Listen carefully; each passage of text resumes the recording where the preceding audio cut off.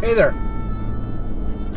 As with any great idea, the origin of CMORE Overland began over several beers after a great day of skiing in Grand Targhee, Wyoming.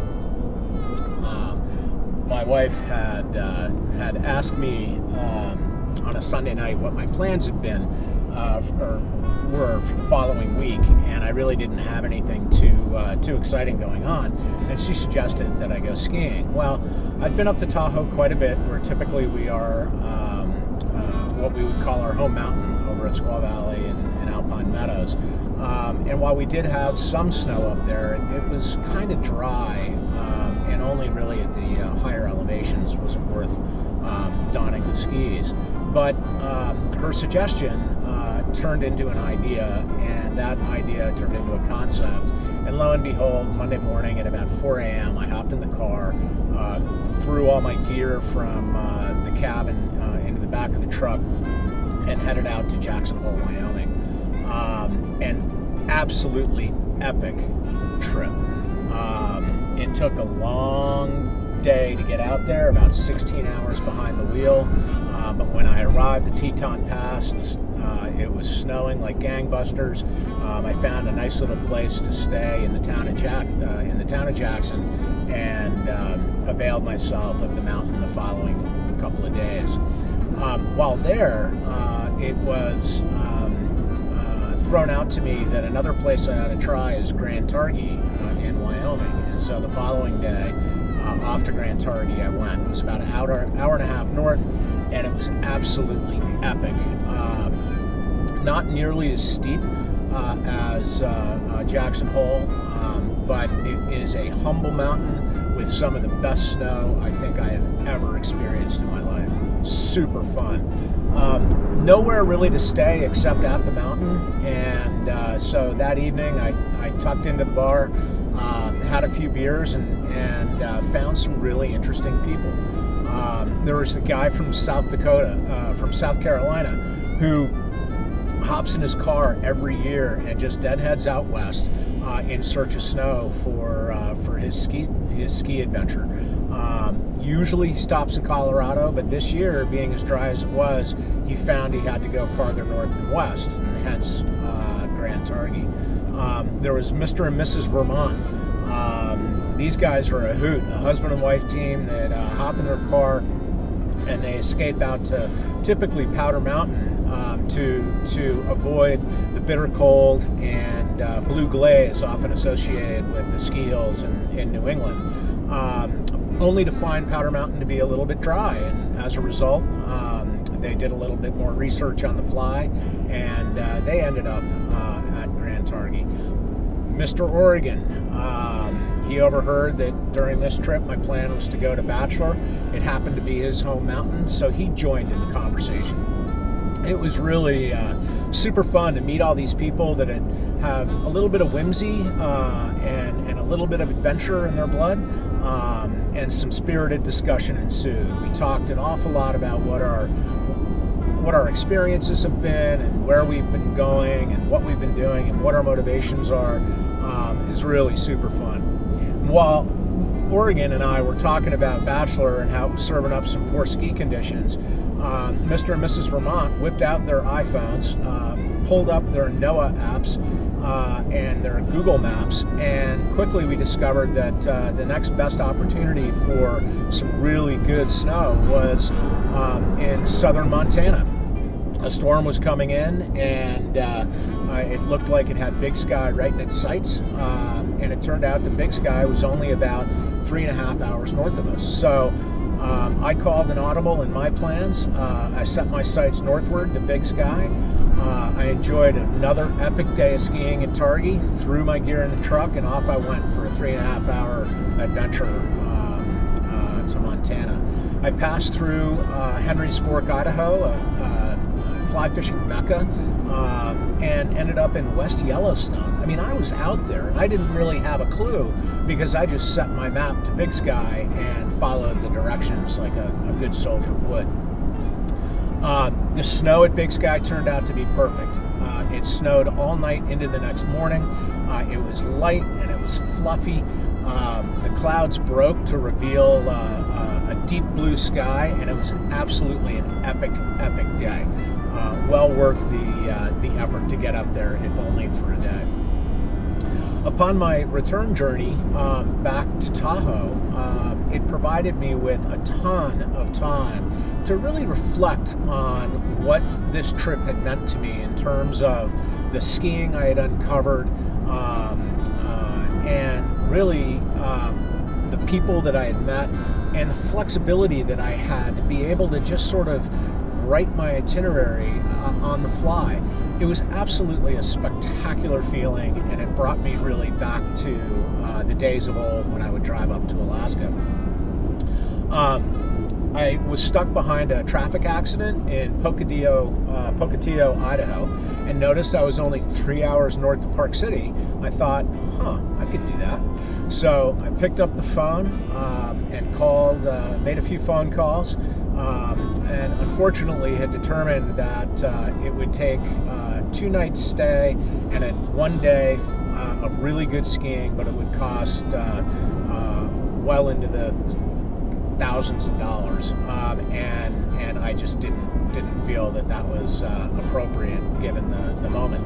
So I decided to spend the night in Pocatello, and awoke early the next morning, grabbed some Red Bull and lousy coffee, hopped in the car, and headed back toward Tahoe. All the while really kind of thinking about all these ideas in my head about, how can I work these types of trips in, because they're so much fun.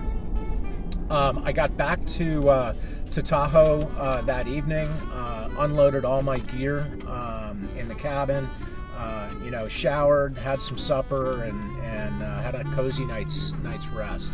The next morning, I headed over to Squaw Valley to grab some breakfast and maybe a cup of coffee, and that's where things got kind of interesting. The next 2 pieces of the puzzle really revealed themselves to me.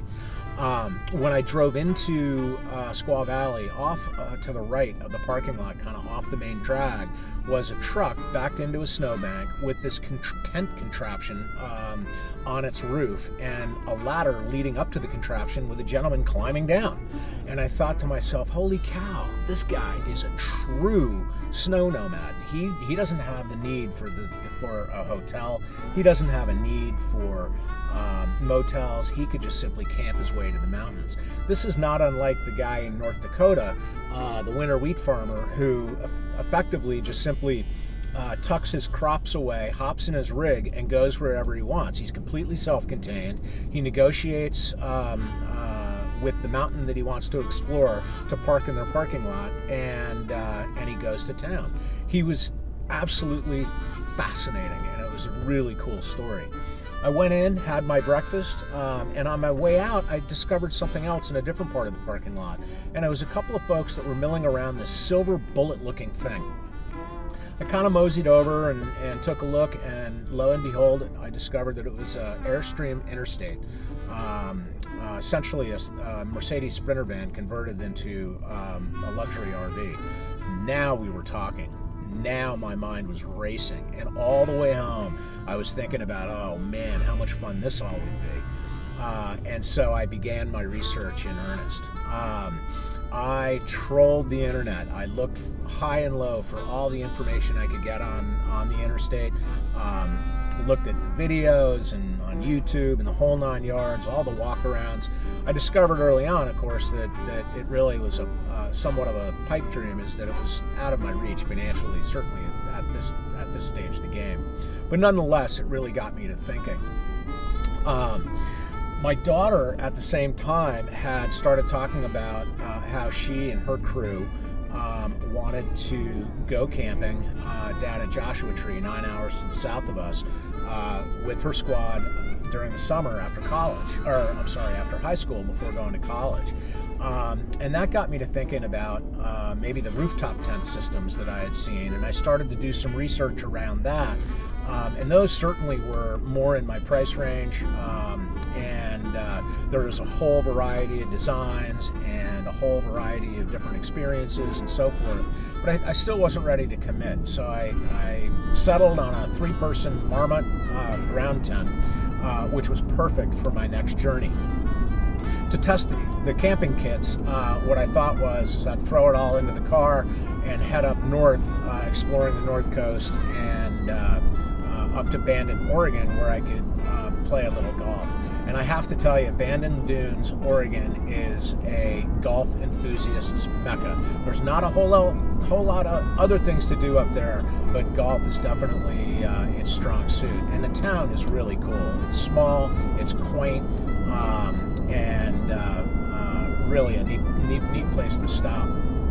On the way back down, after several days of getting chewed up on the golf courses there, I stopped just north of the California border at a nice little campsite tucked in the woods with a little brook behind it, and it had actually vehicle access to the beaches. And this is where I discovered that all the beaches in Oregon are open to vehicular traffic and four-wheel driving, so long as you're mindful of the tides, have the proper gear and recovery equipment, none of which I had, but I had to do it anyway, right?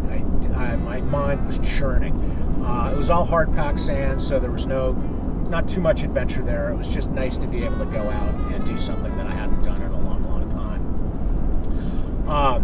I camped farther down the coast at a place called the Matoli River, which is the northernmost point of the Lost Coast, and it was absolutely a delight.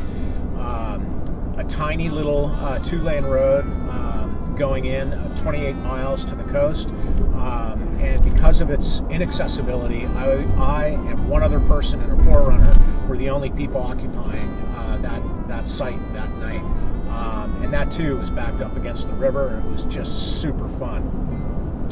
Further on down the road, I discovered a place called Salt Point State Park, which would have been perfect for my daughter and her squad, as some parents bristled at the idea of them going all the way down to Joshua Tree by themselves for their little camping sojourn. It was really super fun. I got back home and I found myself continuing on my quest to do research about how I could discover new places to camp that were maybe more remote, and that's when I really discovered this whole concept of overlanding.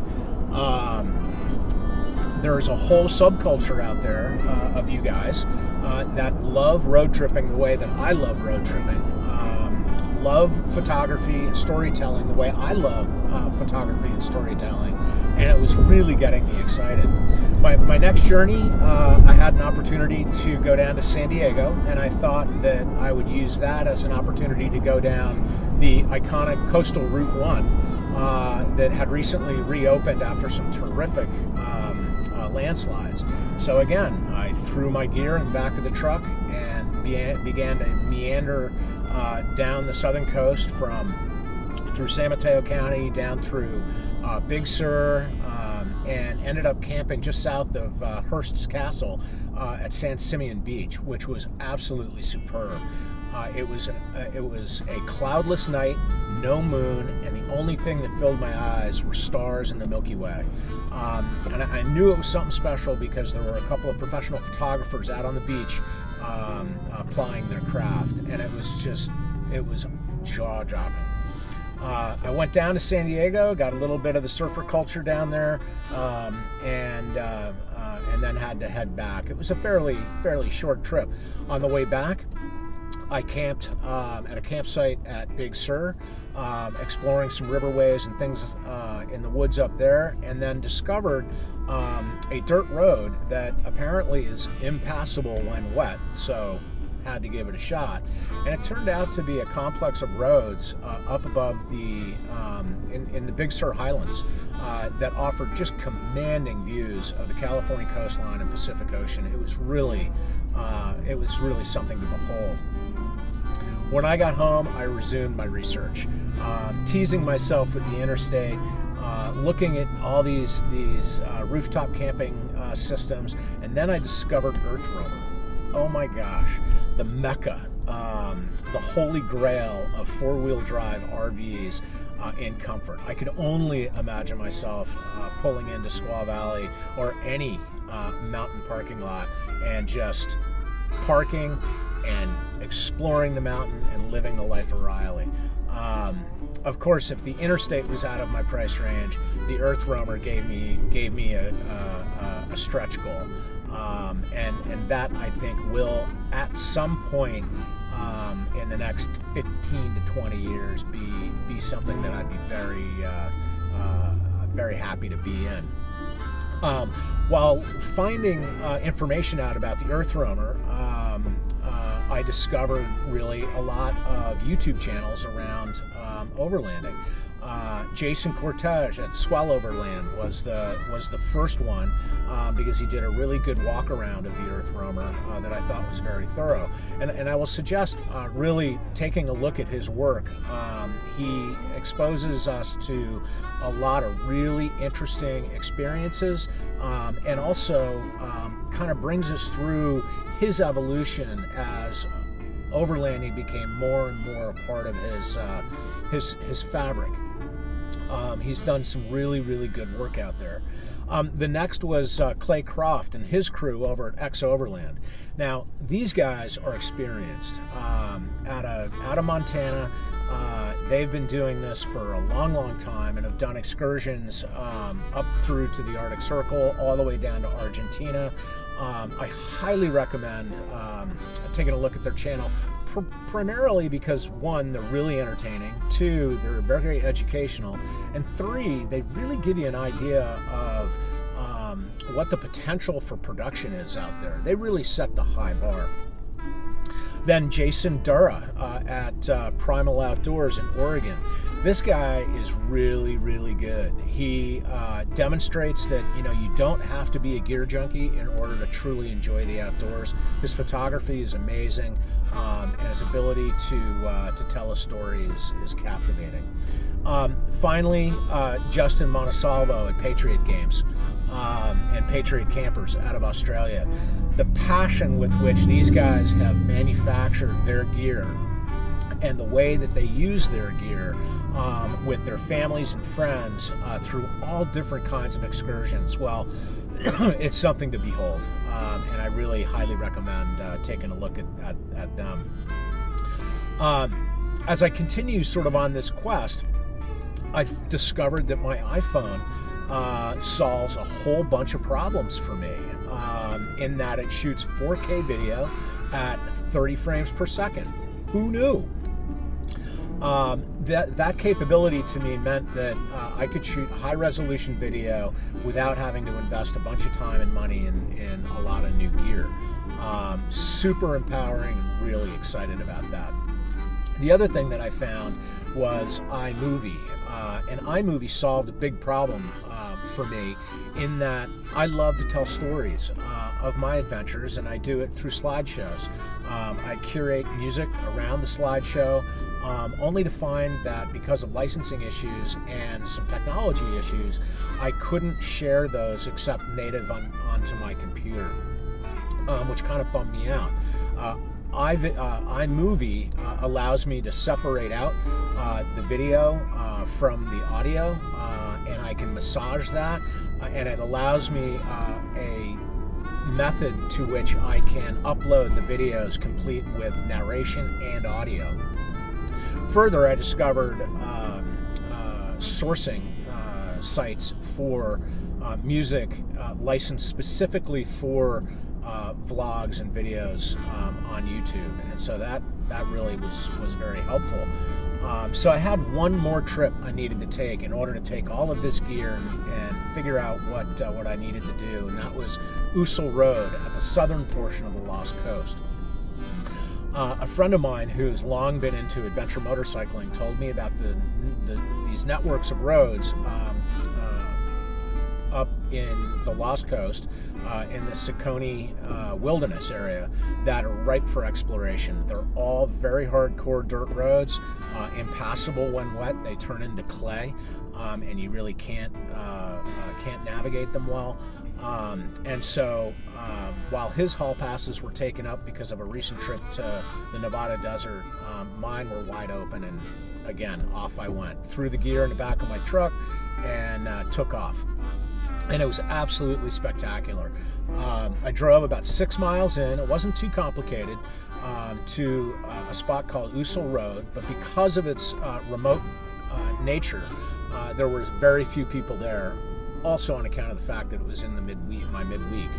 And so it was remote. I had plenty of opportunity to play around with video, take lots of really cool photographs. The weather was fantastic, and I really accomplished 3 things. One, I tested my rig and my resolve to be on some remote logging roads. I tested my desire to be camping in remote locations alone.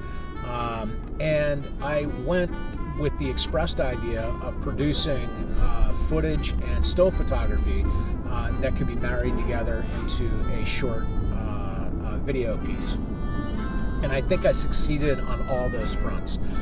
There was one road that became very steep, very rutty, very dark, and considering the fact that I was alone with no recovery gear, caused me to retreat from completing that road for another day. And there was also a gentleman clearly on a quest of sorts, who caused my safety radar to kick into gear a little bit. I really didn't want to be the only person along with him in this remote location, and thankfully a group of folks from Washington State had come down to escape some rain, and had joined us at Ussel Beach. That gave me a measure of comfort, and thoroughly enjoyed the evening. I have now asked for some GoPro gear. I have realized that I need to refresh my DSLR, as it's an early version that doesn't allow me to shoot video. I need to acquire a drone, and I also need to plot and plan a number of short excursions throughout next year that will allow me to provide some really interesting content. So I've sent my list off to Santa Claus, and I find myself here with CMORE Overland, and that's the beginning. That's how it got started. I want to really thank you guys for listening and being interested in my story. I want this to be a collaborative effort, so please share your comments with me.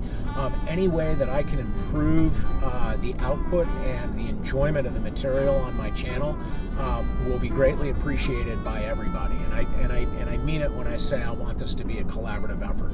So the more comments that I get, and the more tips and hacks that I can include in my future content, the better off we'll all be. So thanks again. Please press the like button. Please share with other folks that you think might like what I'm doing at CMORE Overland, and I hope to see you out there. Cheers.